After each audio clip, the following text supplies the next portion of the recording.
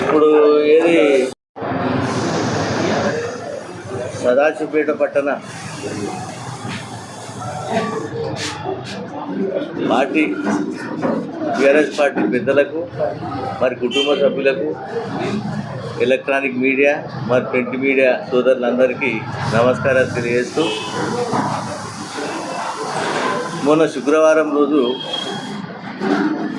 మున్పల్లి సత్యనారాయణ గారు కాంగ్రెస్ పార్టీ అధ్యక్షులు మరి ఎక్స్ మున్సిపల్ చైర్మన్ ఆరోపణలు చేసిండు. అయితే నేను ఇల్లు కన్స్ట్రక్షన్ చేస్తున్నా, నాకు థర్డ్ ఫ్లోర్లో చాలా ఇబ్బంది అవుతున్నది, ఎక్కడానికి ముఖాల నొప్పులు దమ్మొస్తున్నాయి, మా ఇంట్లో కూడా ఏజ్డ్ పర్సన్స్ ఉన్నారు, అది దృష్టిలో పెట్టుకొని నేను అధికారులకు లెటర్ ఇవ్వడం జరిగింది. నేను కన్స్ట్రక్షన్ చేసిన వెంటనే నేను లిఫ్ట్ వేసుకుంటున్నా, తీసేస్తా, వాళ్ళు రోడ్లో ఉన్నదని చెప్పి సత్యనారాయణ గారు చెప్పారు.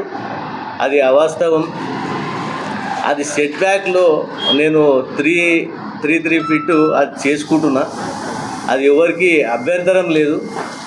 నేను కమిషనర్ గారికి నేను 3-4 నెలల తర్వాత నేను తీసేసుకుంటాను లెటర్ కూడా ఇచ్చిన, అధికారులకు కూడా చెప్పడం జరిగింది. అయితే అది రోడ్లో ఉన్నదైతే అవాస్తవం కాబట్టి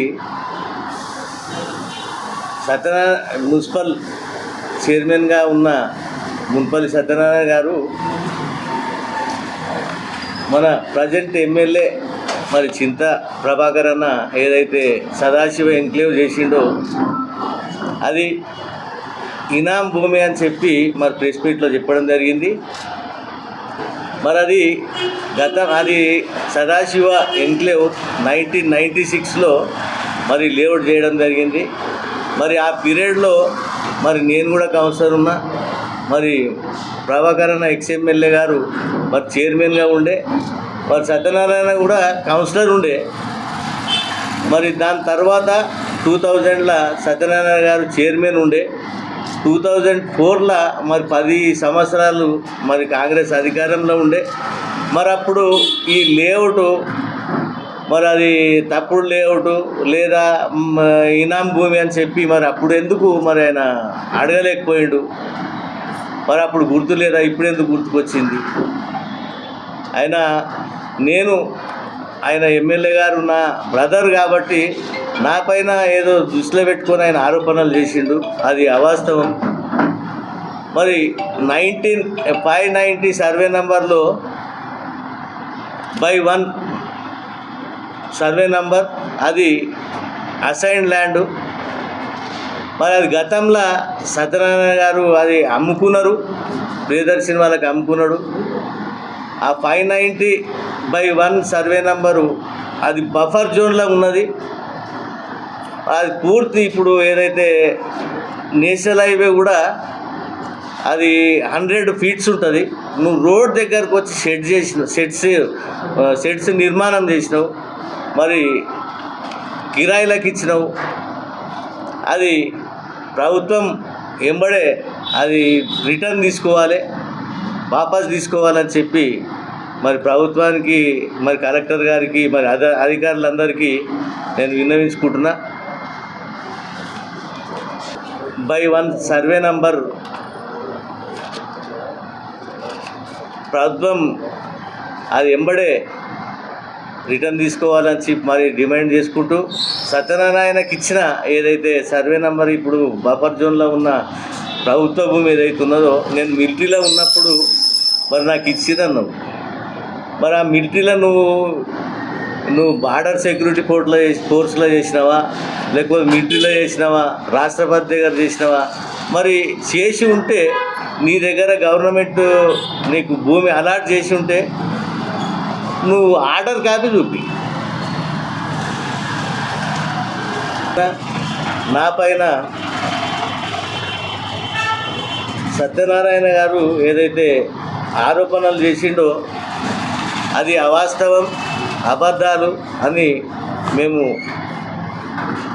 చెప్తూ ఈ సమావేశంకి వచ్చిన మరి పెద్దలు మా పార్టీ కుటుంబ సభ్యులందరికీ, ప్రింట్ మీడియా, ఎలక్ట్రానిక్ మీడియా సోదరులందరికీ నమస్కారాలు తెలియదు. ఇది చికెన్ సెంటర్కి ఇచ్చిండు. ఇది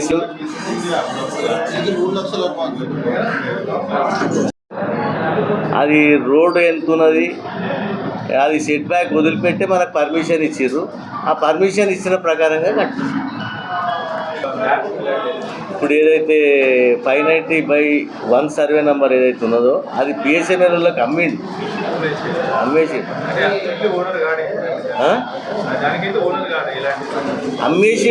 అమ్మేసిన తర్వాత మళ్ళీ ఇప్పుడు కంపెనీ లాక్అవుట్ తర్వాత ఇప్పుడు వాళ్ళు ఎవరు లేరు కాబట్టి మళ్ళీ పొజిషన్ మీదకి పోయి ఇప్పుడు అక్రమ సంపాదన చేసుకోవాలనే ఉద్దేశంతో ఇన్లీగల్గా కన్స్ట్రక్షన్లు చేసిండు. ఒకటి చికెన్ సెంటర్కి ఇచ్చిండు, సిమెంట్ వర్క్కి ఇచ్చిండు. ఆ సెట్ బ్యాక్ కూడా మెయింటైన్ చేయకుండా రోడ్డు మీదకి వచ్చి మరి అధికారం ఉన్నదనే ఉద్దేశంతో నాకు అంటే పెద్దలు మా పార్టీ పెద్దలు ఉన్నదనే ఉద్దేశంతో దౌర్జన్యంగా చేసుకున్నాడు.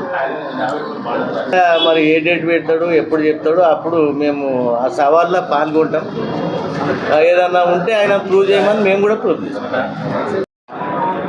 పత్రికా విలేకరులు సోదరులకు అందరికీ కూడా నా యొక్క కృతజ్ఞత వందనములు. నేను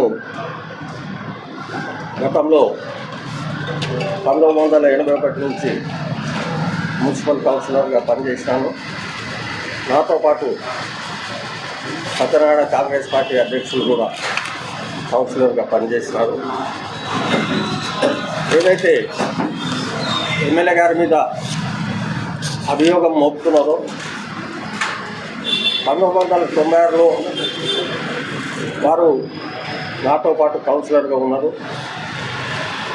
చింతా ప్రభాకర్ గారు అప్పుడు మున్సిపల్ చైర్మన్గా ఉండి సదాశివపేట లోపల పట్టణం లోపల ఇల్లీగల్ లేఅవుట్స్ నడుస్తున్న దాన్ని